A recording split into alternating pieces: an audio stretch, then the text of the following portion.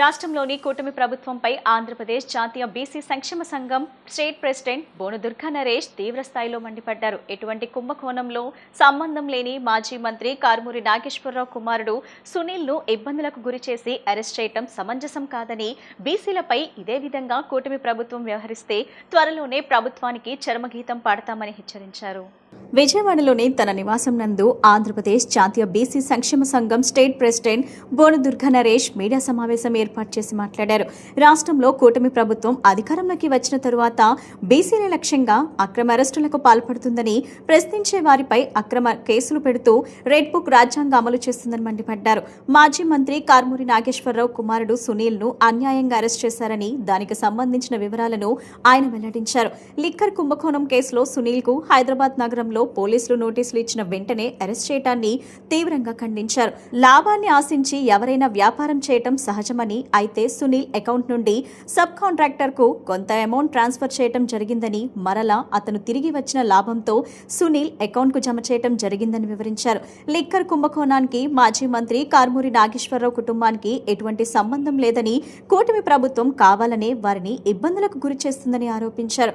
బీసీలు వ్యాపారాలు చేయకూడదా, ఆర్థికంగా ఎదగకూడదా, రాజకీయాల్లో రాణించకూడదా అని ఆయన కూటమి ప్రభుత్వాన్ని సూటిగా ప్రశ్నించారు. రాష్ట్రంలో వరుసగా జరుగుతున్న అక్రమ అరెస్టులను, అదేవిధంగా బీసీలపై జరుగుతున్న దాడులను కూటమి ప్రభుత్వం ఆపకపోతే త్వరలోనే కూటమి ప్రభుత్వానికి చరమగీతం పాడతామని హెచ్చరించారు. ఇవాళ చూస్తే ఆంధ్రప్రదేశ్లో అన్ని వర్గాలని అన్ని రకాలుగా దగా చేయడం, గట్టిగా ప్రశ్నిస్తే అక్రమంగా అరెస్టు చేయడం, ఆంధ్రప్రదేశ్ ప్రజలందరికీ కూడా ఇవాళ హైదరాబాద్లో ఎక్స్ మినిస్టర్ కారుమూరి నాగేశ్వరరావు గారి యొక్క కుమారుడు కారుమూరి సునీల్ గారిని హైదరాబాద్లో నిన్న ఈడీ నోటీస్ ఇచ్చిన వెంటనే అరెస్ట్ చేయడం జరిగింది. కుటుంబ సభ్యులకు కూడా తెలియనంత వేగంగా ఆయన అరెస్ట్ చేయడం జరిగింది. ఆయన్ని అరెస్ట్ చేయడం గల ప్రధానమైన కారణాన్ని నేను ఇవాళ ఈ ప్రెస్ మీట్ ద్వారా రెండు రాష్ట్రాల్లో ఉన్న ప్రజలందరికీ కూడా తెలియజేయాలనుకుంటున్నాను. ఇది సక్రమమా లేదా కావాలన్నా మోపిపడిందా, రెడ్ బుక్ రాజ్యాంగమా? గవర్నమెంట్ ఈ లిక్కర్ ఏదైతే సిండికేట్ ఉందో దీన్ని సిగ్మా అనే వాళ్ళకి సబ్లీజ్ ఇచ్చింది. ఈ సిగ్మా అనే అతను మెయిన్ కాంట్రాక్టర్. ఈ సిగ్మా దగ్గర నుంచి మళ్ళీ సబ్ కాంట్రాక్టర్గా సుదర్శన్ అనే అతను దీన్ని తీసుకున్నాడు. ఇంకొక సబ్ కాంట్రాక్టర్ వచ్చేసి XYZ వాళ్ళు ఒక భాగంగా వాళ్ళు తీసుకున్నారు. ఈ సుదర్శన్ దగ్గర నుంచి మళ్ళీ సబ్ కాంట్రాక్టర్గా రాజు, నరేష్, సురేష్ అని తీసుకున్నారు. ఇటు సైడ్ వచ్చేప్పుడు విజయనగరం, శ్రీకాకుళం ఇటు సపరేట్గా వేరే వాళ్ళు తీసుకున్నారు సబ్ కాంట్రాక్టర్గా. ఈ రాజు గారు, నరేష్ గారు, సురేష్ గారు ఈస్ట్, వెస్ట్, సౌత్ చూసేవాళ్ళు. ఇందులో కారుమూరి సునీల్ గారు కానీ కారుమూరి నాగేశ్వరరావు గారి పాత్ర ఏంట్రా అంటే, ఈ సుదర్శన్ అని ఎవరైతే సబ్ కాంట్రాక్టర్ తీసుకున్నాడో అతనికి ట్రాన్స్పోర్టింగ్కి డబ్బులు కావాలని అడిగితే ఆ ట్రాన్స్పోర్ట్ వెహికల్స్కి త్రూ అకౌంట్ ద్వారా కారుమూరి సునీల్ గారి అకౌంట్లోంచి ఆయనకి అమౌంట్ వెళ్ళింది. దానికి సంబంధించిన అగ్రిమెంట్ కూడా ఉంది. ఓకే, ఈ అమౌంట్ ఏదైతే వెళ్ళిందో ఆ అమౌంట్ మళ్ళీ ఇచ్చారు కాబట్టి ఇప్పుడు ఏదైనా ఒక అమౌంట్ మనం పెట్టుబడి పెడుతున్నాం అంటే లాభాల కోసమే కాబట్టి దానికి ఆయన 2% అమౌంట్ వేసి మళ్ళీ account to account Karumuri Sunil గారి అకౌంట్కి పంపించడం జరిగింది. అగ్రిమెంట్లో క్లియర్గా అన్నీ మెన్షన్ చేసి ఉన్నాయి.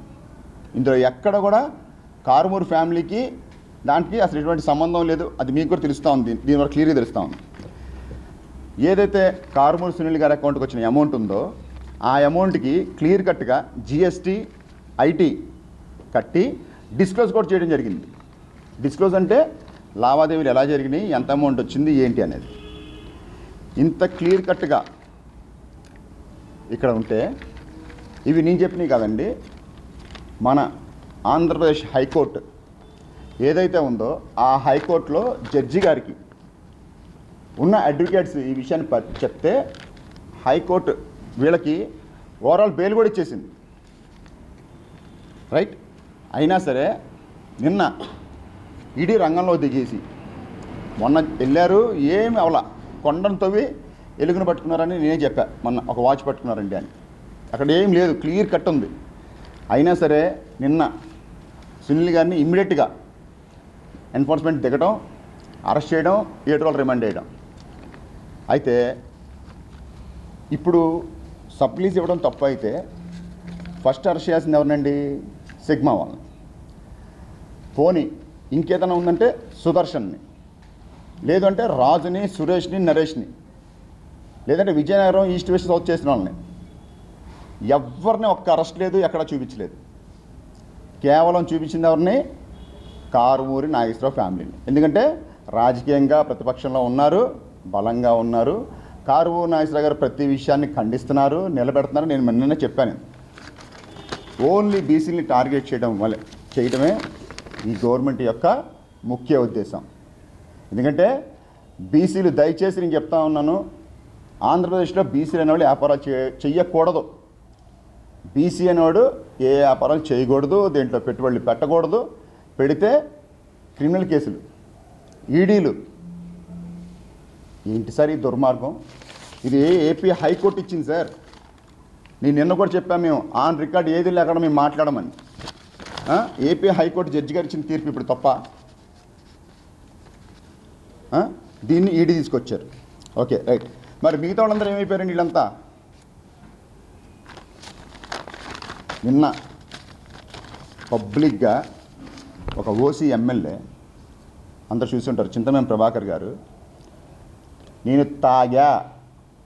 తాగుతా అని చెప్తున్నాడు. ఆయన ఒక లాయర్ గారి ఇంటికి అర్ధరాత్రి పూట వెళ్ళి ఆ రకంగా వజాన గొడవ చేస్తే, బుల్డోజర్లు తీసుకెళ్ళి నైట్ ఇల్లు పగలగొట్టాలని చూస్తే, ఒక డిఎస్పీ గారు, 2 సిఐలు, 4 ఎస్ఐలు, అంతమంది కానిస్టేబుల్ ఉన్నా సరే ఆయన ఆగల.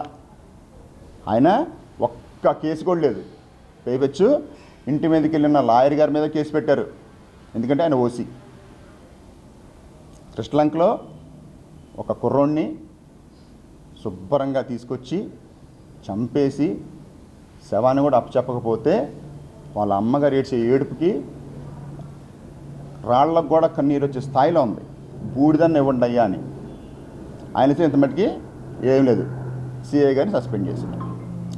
సిఐ గారు సస్పెండ్ చేయడం అంటే అర్థం ఏంటండి? గవర్నమెంట్ తప్పు ఒప్పుకున్నట్టే. ఒక పక్క తల్లి చెల్లి అని అందరూ గొంతులు చించుకుని అరుస్తూ ఉన్నారు. ఒక పక్క ఒక చిన్న పాప కనబడట్లేదని 15 రోజుల నుంచి ఇంకొక తల్లి ఏడుస్తూ ఉంది. ఇలా ఎంతమంది ఏడుపులు మీరు పోసుకుంటారని నాకు అర్థం కావట్లా. అసలు మీకు అసలు చలనం రావట్లేదా? ఒక పక్క చూస్తే బీసీల మీద ఇష్టం వచ్చినట్లు దొంగ కేసులు. ఇప్పుడు మేము చెప్పింది మొత్తం మీకు క్లియర్గా అర్థమయ్యే ఉంటుంది. ఇంకో పక్క చూస్తే బీసీ పిల్లలు చదవకూడదు, బీసీ పిల్లలకి అసలు మనుగడే లేకుండా చేయాలని స్కూళ్ళు ఓపెన్ చేసే టయానికి ఒక యూనిఫామ్స్ లేవు, పుస్తకాలు లేవు, అమౌంట్లు లేవు, అమ్మఒడి లేదు. కానీ ఆర్కే బీచ్లో అక్కడ మాత్రం బార్ ఓపెనింగ్లకి, మద్యానికి మీ దగ్గర డబ్బులు ఉంటాయి.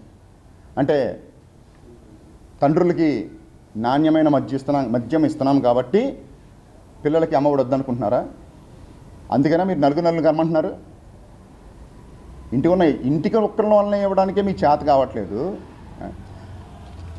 ఒక పక్క చూస్తే ప్రశ్నిస్తానన్న జనసేనాని హుటాహుటిన పార్టీ పెట్టిన కాడి నుంచి స్టిల్ ఇవాళ దాకా, ఇది ఆయన ఇప్పుడు పెట్టడం అప్పటి నుంచి ఇప్పుడు దాకా ఏ రోజు ఢిల్లీలో జనసేన మీటింగ్ పెట్టాల.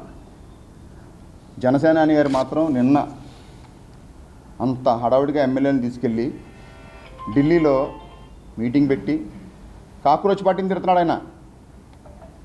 మరి ఆయన సామాజిక వర్గం కదా కృష్ణాంక చనిపోయిన కుర్రాడు. ఇంత వజానికి గొడవ జరుగుతుంది కదా. నేను జగన్మోహన్ రెడ్డి గారు కూడా చూశారు కదా. మీరు మాత్రం ఏమీ పట్టనట్టు ప్రశాంతంగా ఉన్నారు. నిజంగా చెప్తా ఉన్నాం, జాతీయ బీసీ సంక్షేమ సంఘం తరపు నుంచి మీరు బీసీలని ఏ రకంగా ఇబ్బంది పెట్టాలో, బీసీ పిల్లల్ని ఏ రకంగా మీరు చదువుకోకుండా చేయాలనో, మీ దురుద్దేశంతో మీరు ఏదైతే చేయాలనుకుంటున్నారో మొత్తం ఆంధ్రప్రదేశ్ ప్రజలు చూస్తూ ఉన్నారు. మీకు అతి త్వరలోనే మీ కూటమి గవర్నమెంట్కి చరమగీతం పాడతారని కూడా మేము హెచ్చరిస్తూ ఉన్నాం. స్టేట్ కార్యదర్శి బీసీ వ్యతిరేక విధానాలతో ప్రస్తుతం ఉన్నటువంటి కూటమి ప్రభుత్వం నడుస్తుంది అనేది ఒక సాధారణమైన పౌరుడు కూడా తెలుస్తున్న విషయాన్ని ఈ సందర్భంగా మేము గుర్తు చేస్తూ ఉన్నాం. ఎందుకనంటే గత జగన్మోహన్ రెడ్డి గారి పరిపాలనలో బడుగు బలహీన వర్గాలు, ఎస్సీ ఎస్టీ మైనారిటీలకి ఇంటికి వచ్చి మరీ పథకాలు అందించినటువంటి పరిస్థితి.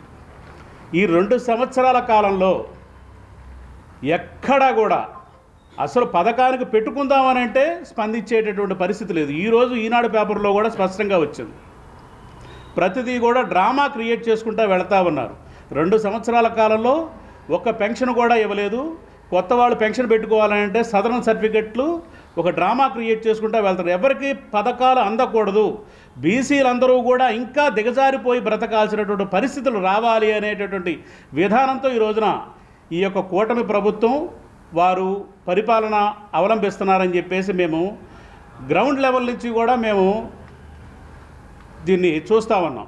అందులో భాగంగానే రాజకీయంగా, సామాజికంగా, మరి ఆర్థికంగా ఏ రకంగా అయితే దెబ్బ కొడితే వీళ్ళు ఉంటారని ఆలోచించి మరి కారుమూరి నాగేశ్వరరావు గారి కుమారుణ్ణి నిన్న అరెస్ట్ చేయటం అనేది ఆంధ్రప్రదేశ్ జాతీయ బీసీ సంక్షేమ సంఘం తరపున మేము పూర్తిగా ఖండిస్తూ ఉన్నాం.